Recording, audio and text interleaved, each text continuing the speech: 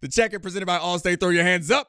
So I've been saying for a long time now that I believe, 4 weeks at least, that I believe the Lions are far and away the best team in football. Bill, Tell me that I am right. And I know coming up off a Jaguars win is not a time to say that the Lions are particularly impressive. However, they have beaten the hell out of a bunch of teams. They've done the find the way to win the bad game last week when their quarterback threw 5 interceptions.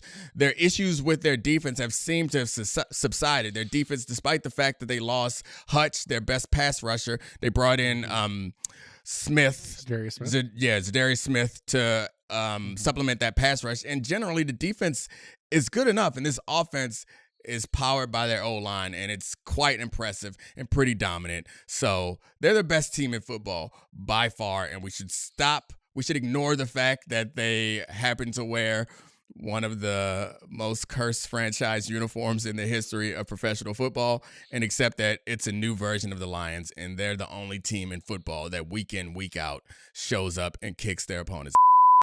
So this is after, a year and a half of you calling them an unserious team? Now that you've been on their bandwagon for 4 weeks? Nope. So, to be fair, I called them an unserious outfit last season. The playoffs, they lost the unserious outfit. But I also had some limitations on them. And this season, limitations removed. These are my favorite to win the Super Bowl. So once they lost their best defensive player, you were like, okay, my concerns are gone. No, there's nothing wrong. The Lions are a great team, but I am not drawing any dramatic conclusions about the Detroit Lions after 2 victories against the AFC South. I mean, you even brought up that they were playing a Jaguars team without Trevor Lawrence, the one guy we think is any good on that team, whose head coach, Doug Peterson, was all but fired in the media before the game, and who... if the Jaguars like Doug Peterson and don't want him to be fired, they did not show it on Sunday, because this was maybe the worst performance I can think of, with your head coach's job possibly on the line heading into the bye. And then last week, Jared Goff threw 5 interceptions, but it was against the Houston Texans, who can't get out of their own way, who can't take advantage of those issues, who are not a good team in my eyes. They're better than the Jags, but they are not a team that I think are among the 6 best teams in the AFC right now. So, no, I think if you get them against a bad football team, they are absolutely going to dominate that team. But if they are against a good team and Jared Goff throws 5 interceptions, which we know he has the ability to do in his back pocket now, no, I don't think they're going to be able to overcome that. So I don't think the Lions are the best team in the NFC, but I still think there are better teams in the AFC than the Detroit Lions. There's no team that you can consistently rely on coming back from a quarterback throwing 5 interceptions. Maybe you would argue that this team has a quarterback who is more prone to do it than other good teams. Yes. But I'm not saying that the season is over. It's football. They have a chance. What I'm saying is what they've demonstrated so far this season is by far and away the most impressive run of anybody in the league, NFC or AFC. And if this were a team that has a track record that we respected, if this was the 49ers, like we switched the jerseys between the 49ers and the Lions, we would be calling the season now. And I think the Lions have started to become, or might have just become, the Super Bowl favorite.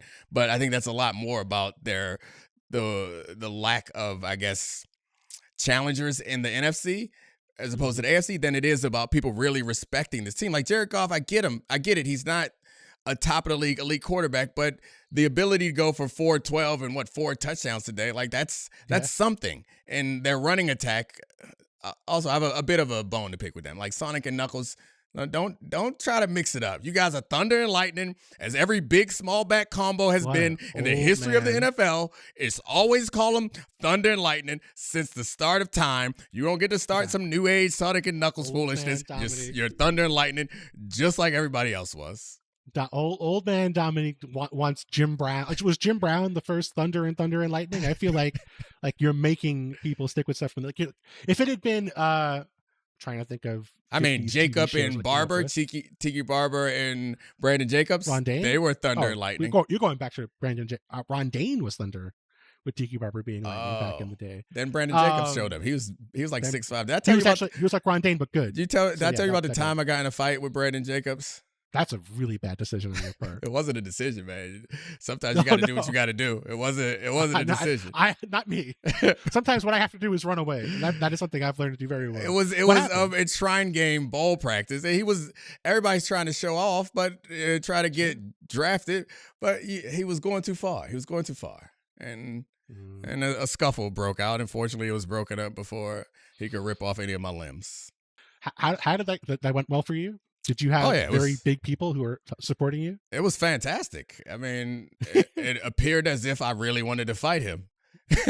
And then it stopped before it could get out of hand. So, yeah, it was perfect. That's pretty much the ideal scenario for you. I mean, the Lions, leaving their running back nicknames aside, I think they're totally fine. Totally fine. You know what? Would you go with Mario and Luigi? No. The big guy can be Mario. The thin guy can be Luigi. No. There's nothing. Yeah, Mario, Luigi.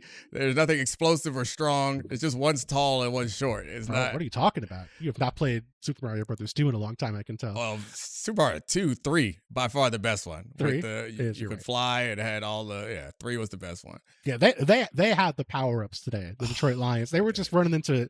They had all these power ups in their arsenal they could use on the Jaguars, who were little Mario the entire game because they were just getting beat up and run over the entire time. This could be the first team in league history to have 2 1,000-yard rushers and a 1,000-yard receiver in Amon-Ra St. Brown. They could even have 2 1,000-yard receivers if Jameson Williams picks up and stays on the field the rest of the year. Like, yes, that is incredible. And having Jared Goff, having the best offensive line in football, I trust that offense. This is just the rational part of me. This is just the, I'm paying attention part of me. I don't think a team